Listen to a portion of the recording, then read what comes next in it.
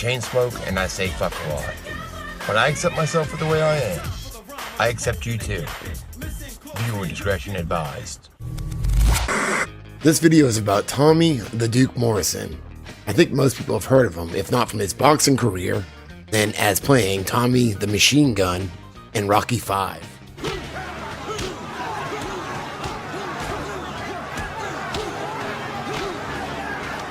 And if you have, then you're probably aware that he had to retire from boxing in 1996 after, quote, testing positive for HIV. I have tested positive for that virus. There are a lot of videos out there about his early career, about testing positive, etc. I'm going to focus on something a little bit different. I'm going to take it from 2011 until his death in 2013 and after. On the line, we have former boxing heavyweight champion, WBO IBC champion, Tommy the Duke Morrison. Tommy, thank you for joining us tonight. You're welcome, man. I always enjoy, getting on people's radio shows and talking about things that mean something to people, you know? Well, something you've been talking a lot about is something that ended your boxing career is back in 1996, you were diagnosed with HIV. When I was supposed to fight Stormy Weathers in Vegas, when they sent me to take a test, and what started all this this fraud that kicked me out of the sport.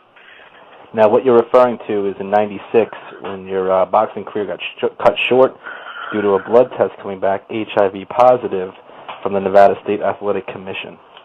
That's exactly what I'm talking about. Fortunately, I went into a Walmart store one time and came out, and somebody had put in these little bitty cards, almost like a small flyer type type thing, all over everybody's window. So I reached out and got it, and started looking at it and started talking. It had a picture of a guy named Dr. Richard Wilner from Spain, and he was injecting himself with HIV positive blood.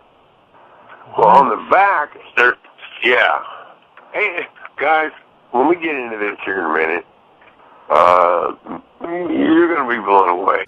I just never bought into it. They told me I had this.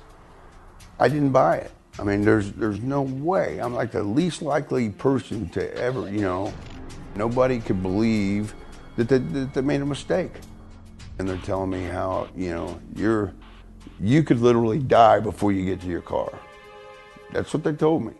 And I felt fine. I mean, all these, they're like, you're gonna start developing this, you're gonna get thrush, you're gonna get lumps in your chest, and it just never happened. I don't know how many doctors told me I was gonna die. Tommy says he doesn't have and never has been infected with HIV. They get him into their office, they give him these tests. Well, if you'll read the disclaimer on every one of them, and it clearly says that these tests do not pick up HIV or the presence of any active or non-active virus. It says it right there. Wow. Even the pharmaceutical companies write in their disclaimers, it does not detect HIV infection. Well, the test they give you is an antibody test. It's not a virus test. I mean, back then, they just pick up an antibody, and the medical field split down the middle on that issue.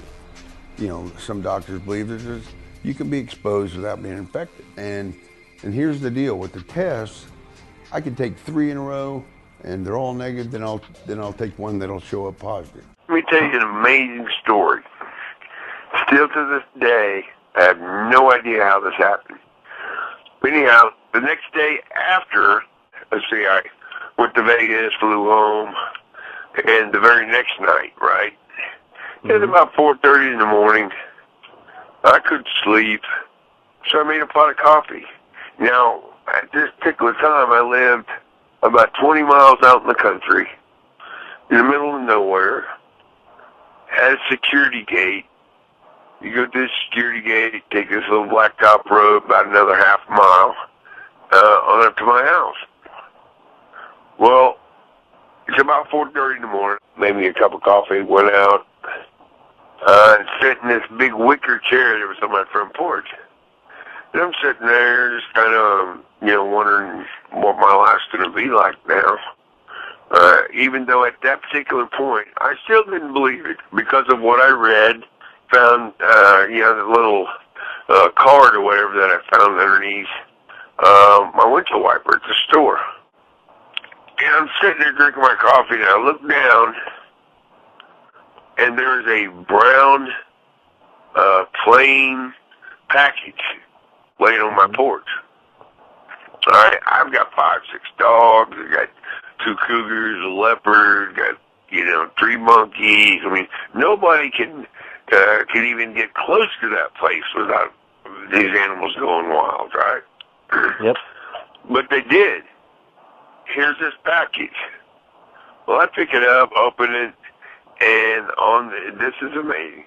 On the cover of this book is the exact same picture that I saw on the little card underneath my windshield, right underneath my wiper. Wow. The book was called Deadly Deception by Dr. Richard Wilner. The guy's from Spain. Anyhow, I went in and I read it. And I was amazed at what I was reading. So the next day I went out and hit, 4 or 5 different bookstores.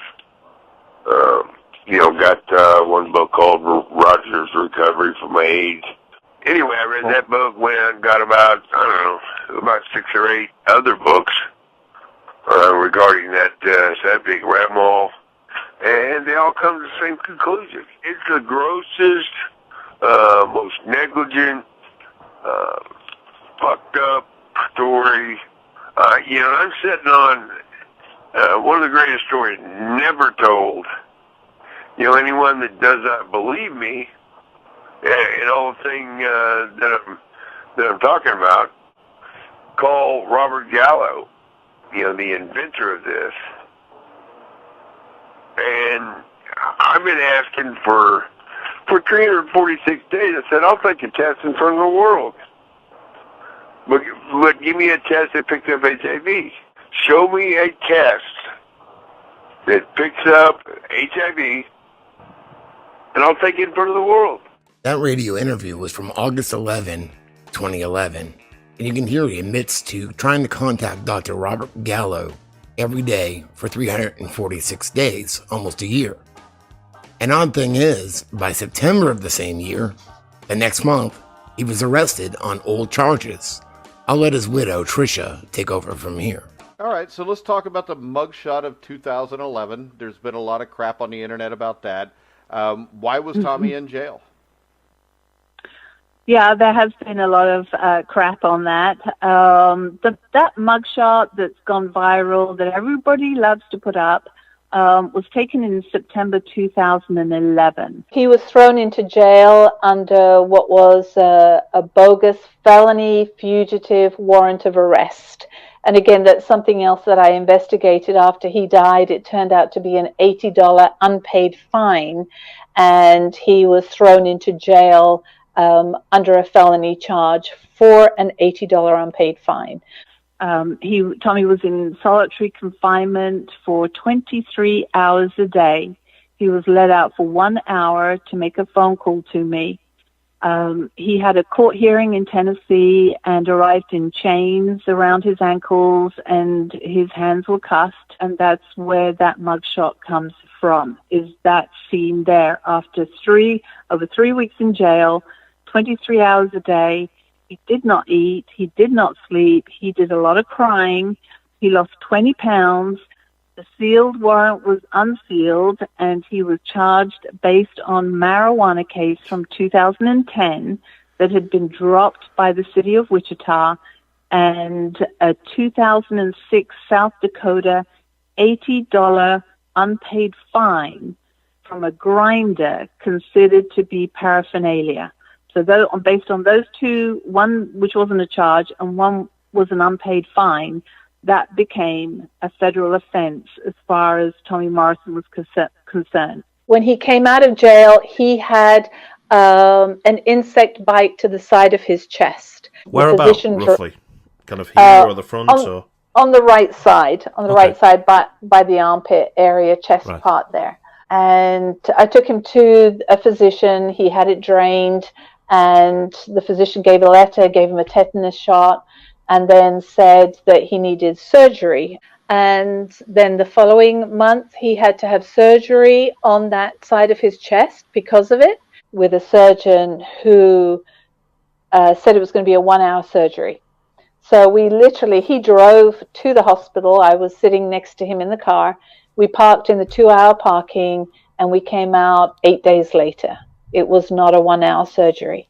And then when we came out, we drove home. I drove home. Tommy was totally a different person. Right. And got home, and the next morning the home health nurse came, and she wanted to change a bandage on the side of his chest. It was like a 4x4 it's called. And as she pulled the old one off, I said, no, there's something in his chest. And she said, no, this is all the documentation I've got. And so I said, no, there's a little piece of thread hanging out of his chest. And he was sitting on the stool in the kitchen, no anesthetic, no nothing, thinking that it was just going to be a 4x4 replacement.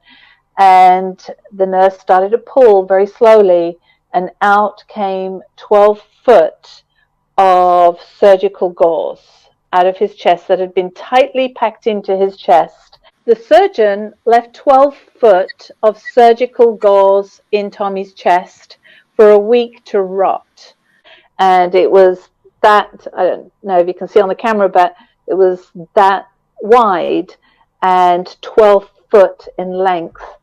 12 foot? And that's when Tommy that night fell, and his head went straight through a wall. He landed on his neck, and from that moment onward, that was the downfall of Tommy Morrison. It was nothing to do with HIV. Tommy continued to fight that septic shock and sepsis from the gauze that had poisoned his blood. And this is what the media are not telling people. He was given 2 medications that reacted with each other and started to cause seizures. The seizures became so bad that they had to put him on a medically induced coma, and within 24 hours he died. And since 2014, Trisha Morrison has been in and out of courtrooms fighting to clear Tommy's name. And she's uncovered a lot. I'll leave links to all the court documents below, but just a quick little rundown that can't even begin to scratch the surface. First off, the year before he died, in 2012, she had him tested again for HIV. This is Tommy Morrison's 2012 pathology report that was issued, and his blood was taken, and you'll see it says no viral inclusions, fungi, or bacterial forms are identified. And that was in 2012. And viral inclusions are a virus. She also had him tested after he passed away. In 2013, when Tommy passed away, I had his blood drawn again, and they asked if I wanted an autopsy, and I said yes, I want a blood autopsy. So they drew his blood on September 1, 2013, and as you see, Tommy Morrison. And the final diagnosis of Tommy's blood, they did a post-mortem blood autopsy, no viral particles seen.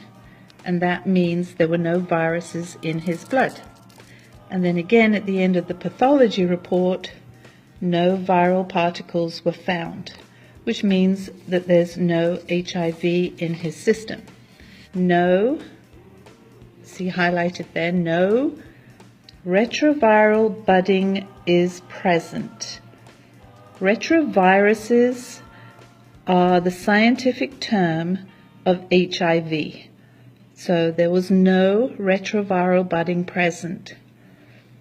And again here it says no retroviral inclusions or tubular aggregates were present. So no retroviruses were present, and HIV is a retrovirus. And again, no viral particles were seen. In 2014, they found out that Tommy's medical suspension from February 10, 1996 was secretly lifted 10 years later in July of 2006. And then on 2015, they said that he never was indefinitely suspended, which is weird because we all know he was. Also in 2015, the defendants confessed that their tests don't test for the HIV virus. In 2016, federal judge Richard F. Boulware II ruled from the bench on September 8, 2016, quote, "We wouldn't even be having this discussion if the test was specific for the existence of the virus or not. That's obviously why there's even the possibility of a claim. The test didn't test for the virus." And in 2020, the defendants withheld hundreds of pages of medical records exonerating Tommy from HIV and AIDS, including Tommy's post-mortem pathology report from their own expert witness. And there's a lot more to this, but Trisha has also just successfully filed with the Supreme Court on April 22, 2022, case number 21-1371. In the Supreme Court of the United States, Trisha Morrison, for the estate of Tommy Morrison, petitioner versus Quest Diagnostics Incorporated, John Hyatt, Dr. Margaret Goodman, Nevada State Athletic Commission, and Mark Ratner, respondents. It's a total of 42 pages, but basically questions presented.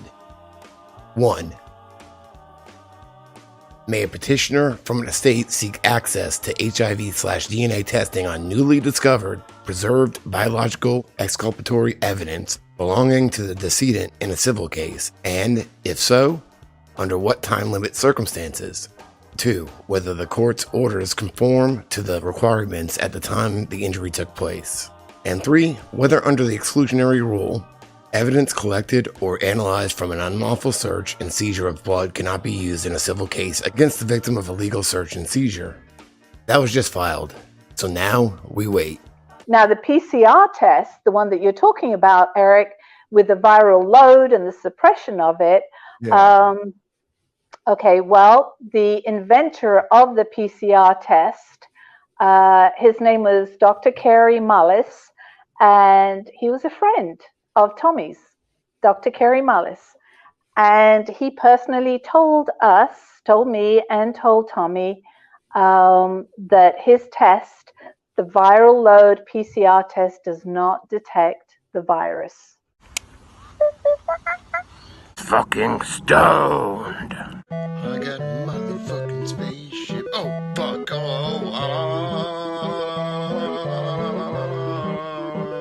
Cool, I got it.